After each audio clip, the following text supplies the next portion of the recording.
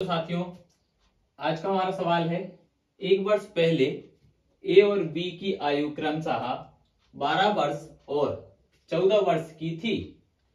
3 वर्ष बाद उनकी आयु का योग क्या होगा? इसमें हमें क्या बताना, उनकी आयु का योग क्या होगा 3 वर्ष बाद। तो ऐसा सवाल आता है तो आप जल्दी में, हड़बड़ाहट में, जल्दी में आप पढ़ देते हैं जैसे इसको, तो आपका ये सवाल गलत कैसे हो जाता है?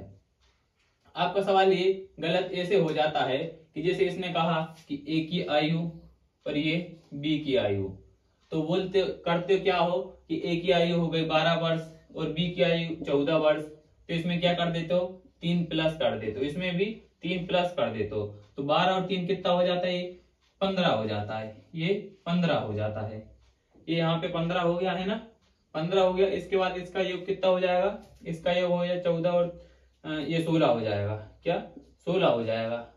तो आप कौन सा ऑप्शन लगा देते हो?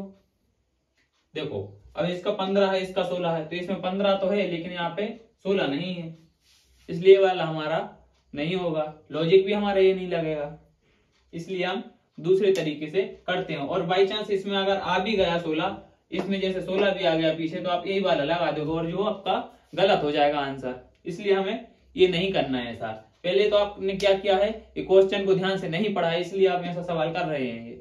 अगर क्वेश्चन को आप ध्यान से पढ़ लेते ना तो ऐसा सवाल करते नहीं। तो अपन देखिए क्या करते हैं अब सवाल क्या करें। सबसे पहले क्वेश्चन को ध्यान से पढ़ते हैं। इसने क्या पूछा, एक वर्ष पहले ए और बी की आयु। पहले तो हम क्या करते हैं, ए को लिख लेते हैं और ये बी को लिख लेते हैं। अब ए की आयु कितनी है, ए की आयु है 14 वर्ष और ए की आयु नहीं, ए की आयु है अपनी 12 वर्ष। कितनी है, 12 वर्ष। ए की आयु 12 वर्ष और बी की आयु है 14 वर्ष। 14 वर्ष है ना। और ये इसने क्या बोला है, एक वर्ष पहले, क्या एक वर्ष पहले की आयु है इसकी, और इसकी अभी वर्तमान आयु क्या है। जब एक वर्ष पहले की 12 और 14 है तो अभी वर्तमान आयु इसकी क्या होगी, एक वर्ष पहले की पूछे इसने, और अभी वर्तमान आयु क्या हो जाएगी उसकी, ए की आयु हो जाएगी 13 और बी की आयु हो जाएगी 15। ये इसने एक वर्ष पहले का बताया था, और अभी अपने को क्या करना है, वर्तमान अपन सवाल कर रहे हैं, तो वर्तमान आयु उसकी हो जाएगी 13 और इसकी हो जाएगी 15। अब इसमें क्या करना है, अब इसमें क्या बोला है, ए और बी की आयु क्रमशः 12 वर्ष और 14 वर्ष थी।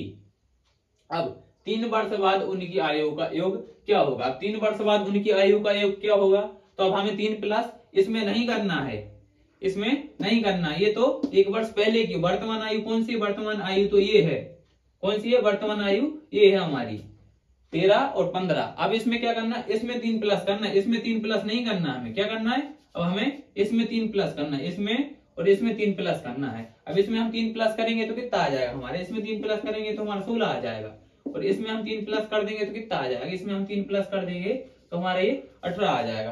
तो अब ये 16 और ये 18 ये कौन से ऑप्शन में है, 16 और 18 कौन से ऑप्शन में, ऑप्शन नंबर ए में है। कौन में, ऑप्शन नंबर ए में है, इसलिए हमारा ऑप्शन नंबर ए राइट हो जाएगा, 16 वर्ष और 18 वर्ष।